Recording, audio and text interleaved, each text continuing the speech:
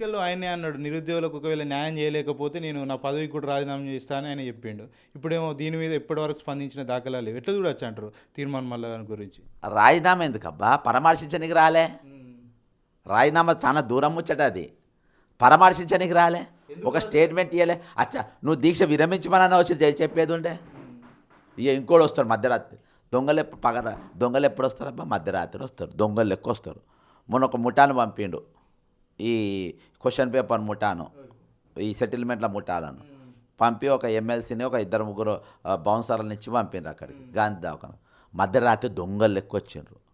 ఆ పిల్లాన్ని బెదిరించి భయపెట్టి సవ్వాలే లేదన్నాడు. ఇక నేను నిన్న డ్రాపే కాదనుకున్నాను. వాళ్ళ తల్లిదండ్రులను పట్టుకొని వాళ్ళ బాబాయిని పట్టుకొని నీ కొడుకు అట్లయిపోతాడు ఇట్లయిపోతాడు, నీ కొడుకు ఆగమైపోతాడని చెప్తే ఈరోజు డ్రాప్ చేసిండ్రు.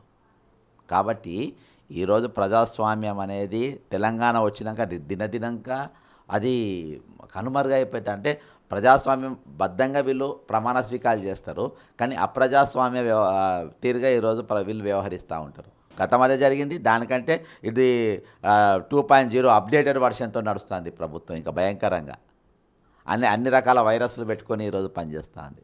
నిరుద్యోగ వ్యతిరేక వైరస్సు, ఉద్యోగులకు వ్యతిరేక వైరస్సు, టీచర్లకు వ్యతిరేక వైరస్సు, అదేందా రకరకాలుగా ఈరోజు టీచర్ల ట్రాన్స్ఫర్లు అని పెడతాం. పోస్టులు లేకుండా చేస్తున్నారు ట్రాన్స్ఫర్లలో. వీళ్ళని తీసుకుపోయి స్టూడెంట్స్ అంటే స్టాఫ్ ఉన్న దగ్గర పెట్టేసి ఎక్కడైతే స్టూడెంట్స్ ఎక్కువ ఉండరో ఆ స్కూల్ మెల్ల మూపించే పని మీద వీళ్ళని తీసుకుపోయి ఆడ పెడుతుండ్రు. కొత్త డ్రామా, ట్రాన్స్ఫర్ ఉత్తగా పెట్టలే.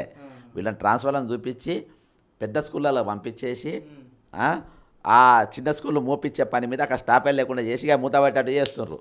ఇది కొత్త డ్రామా మొదలైంది. కాబట్టి ఒక దిక్కు అందుకనే మెగా టీఎస్ చేస్తలేడు, వాళ్ళ నౌకర్లు ఎందుకు ఇవ్వాలని.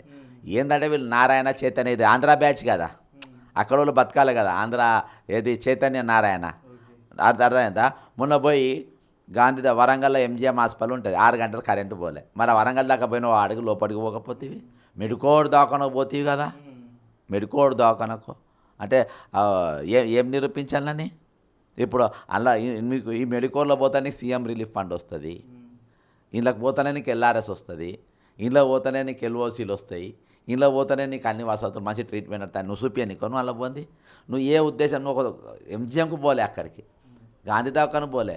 వరంగల్ సెంట్రల్ జైలు అది నేను బయటికి తీసిన, ఇలా ముఖాలకి ఇలా బయటికి తీయాలి. ఆడ సూపర్ స్పెషల్ హాస్పిటల్ పోయి దాని కన్స్ట్రక్షన్ పరిశీలించకపోతేవి ఒట్టి మెడికోడ్ దానికి పోయినా అక్కడికి వెళ్ళి టెక్స్టైల్ పార్క్ పోయాడు.